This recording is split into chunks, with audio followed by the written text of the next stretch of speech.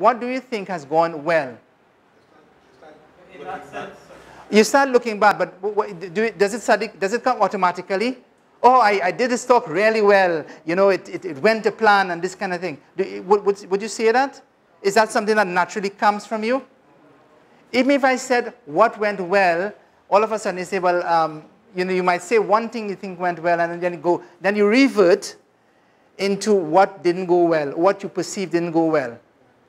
So by asking the question, what went well, the first thing, and I see it all the time, it stumps people.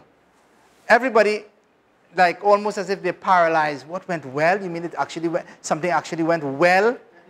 Yeah? It stumps people. So you get them to think and reflect. Because what went well is important, because what went well are things that will help them build their confidence that you want them to work and develop on. Then we ask them and then the next thing we ask, what are the things you think can be improved? We don't ask them what went bad, okay? That is looking at something in a negative manner. So we never ask what went bad or what went wrong, okay? Or what was a disaster in that talk. No. So we ask, what do you think, if you had to do it again, how would you do it better? And so that is asking the same question, but asking it in a different way. And then you can come up with things. And then we ask them, well, so those are the two things. And then we ask, well, those are wrong, that's now. And we ask, those are wrong, to be able to comment on the same. And this is important because this is a learning process and a learning cycle, which is scientifically based, and it works well. Okay? I can't remember the name of the cycle. So it's a gift. The next thing is that use the word yet. All right? Very often when we ask to do something, we often said no. If you ask, well, whether or not you had the skills, you say that no, I can't do this. I can't do this. I cannot do this. But use the word yet. Dweck says not yet has become one of the favorite phrases, of her favorite phrases. Whenever you struggle with a task, just tell yourself you haven't been able to master it yet.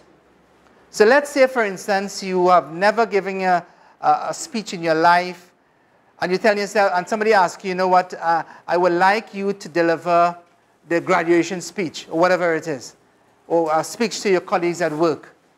And you say, well, you know, I've never given a public speech in my life, and I don't think I can do it.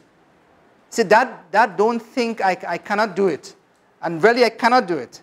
If you say, I don't think, that's even better. That's even close. That's even less than I cannot do it. But once you say, I cannot do it, it means that is a sign of a fixed mindset. It's not a growth mindset. A growth mindset would realize, hold on, I've been asked to do something which is outside of my comfort zone, something which I've never done before. How do I approach it in a positive way so that it becomes growth for me? The way I would do it is say that, you know, I can do it, but I'm not able to do it right now. I'm not able to do it yet. Or I can do it, but give me more time. What that does is that allows you an opportunity to open the windows for you to grow and for you to develop, such that you will be able to develop the skills which are required and you will be able to achieve something. Now, when you do that, those who are listening to you would realize, if you tell somebody that, look, you know, they ask you to do something, and they say, I will be able to do it, but I'll be able to do it in this amount of time, okay? And they may well be thinking, well, why did he say, and full stop. And then the question is, you ask yourself, why did they say that they will do it next month, and they didn't say that they will do it now? And very often what it is that they do not know how to do it. Yeah? They don't know how to do it. They've never done it before, but instead of telling you that I can't do it, or I have this deficiency, what they're telling you is the same thing. They're telling you that they do not know how, but they're telling you in a very indirect way. And what it means is that they will spend that length of time to be able to learn how to master that skill, and then they will come to you and say, and get the task done. That's how it's done. So rather than having a negative mindset, you have something which is positive. And then, because what happens, first impressions is a big thing. Okay, even in dawah, first impressions is a big thing. If you give the wrong impression, okay, you are going to fall apart. People are not going to have any sense of confidence in you. So the way to overcome this is simply by being able to, if you do things, stand up firm, say things.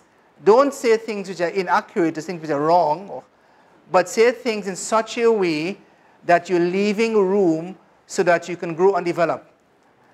So somebody asks you a question, well, look, this verse of the Quran would say so and so, and let's say you're in discourse with a Christian, and they know the Bible well, and they've studied some of the quote-unquote errors in the Quran. So they come across an ayah, and they put this ayah in front of you and say, look at this here. Look at what it says here about in this particular ayah. You tell me, what does this mean? And they're putting it into your face. So what do? Now, it could be that you might want to strangle them. or it could be that you want to, become physical. Or it could be that they are shouting at you, so you feel that the only way to respond is to shout back or even to shout louder. And if you shout loud enough, then maybe you might be able to get more support around you. Okay, that might be the way that you might want to do things. Or you could say this, that's quite interesting. I never thought about it that way. Yeah, it's quite interesting. And I think I need to go and do some more research about that. And we need to have a discussion on this. I think it's really, really good. You've pointed out something which I think, because this book, the Quran, it does tell us that it's a book that it challenges you. And this is something it's a challenge which has been raised here. And I agree with you. We need to talk more about this. And let's arrange a time and a place to do so. So now, can you see? You knew that, look, hold on, I don't have the answer to the question. But what you're trying to do is this. You're trying to buy yourself some time. You're trying to sort of make sure that, look, I'm not going to show that I'm a dummy here or I don't know this thing. But I'm going to try and, sort of make things so that I can do my research. I can find out what it is, come back, and maybe we can come back and talk about something in an environment which is far more conducive to a discussion rather than somebody trying to, sort of convert someone else. Okay? And then the next thing about a growth mindset is that of to seek expert help, a coach, and a buddy. It is so important. We need to be able to find mentors. We need to be able to find peers. And everybody should have people that they can turn to, people that they have confidence in, that they can turn to. And we need to ask us, if I ask you now, I'm sure many of you will say, there's no one that I can turn to when something goes wrong. But I have people. I have Brother Hassan who lives he's not here, but he lives very close to me in Manchester. And very often, whenever I hear a hadith in somewhere or khutbah or an idea or something, I often call him up on the phone and say, look, Hassan, is this hadith sahih? Is this something that we should is it really so? Should we I really don't understand what it means. So you have people like that you can call upon, that you could just call on the phone, or you can WhatsApp or whatever it is that can perhaps give you a different viewpoint. Or what should I do about this? What should I do about that? So try and get others who can assist, inshallah. So I want to show you a video now, inshallah. So, which is about the whole concept of mindset. Okay. You might have to take your time and listen, because I don't think we have a thing here. Okay.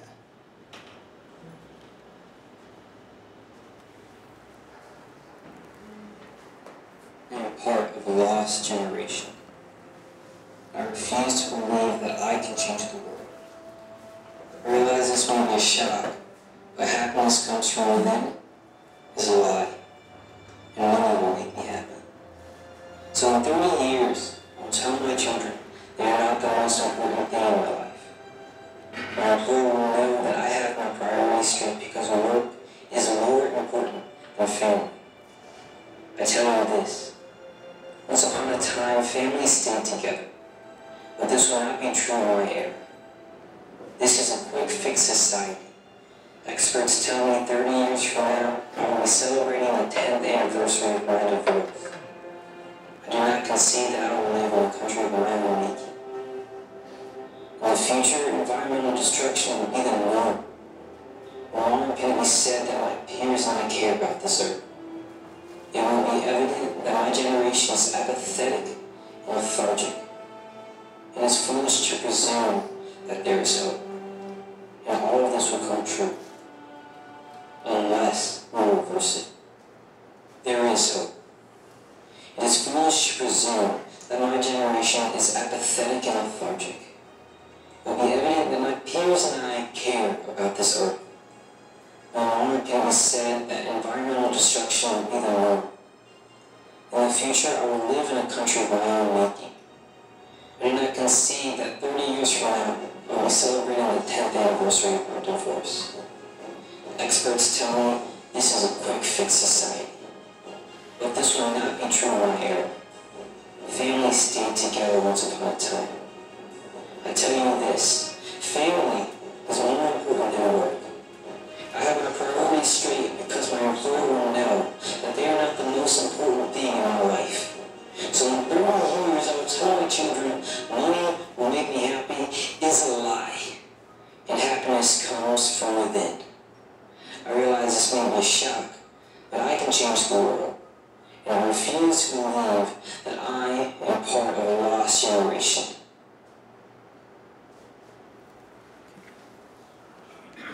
Okay, I think it's a very powerful movie. I mean, what do you all think about it? Is this something that you can see happening around you? Can you understand why, even as a Muslim ummah, that we are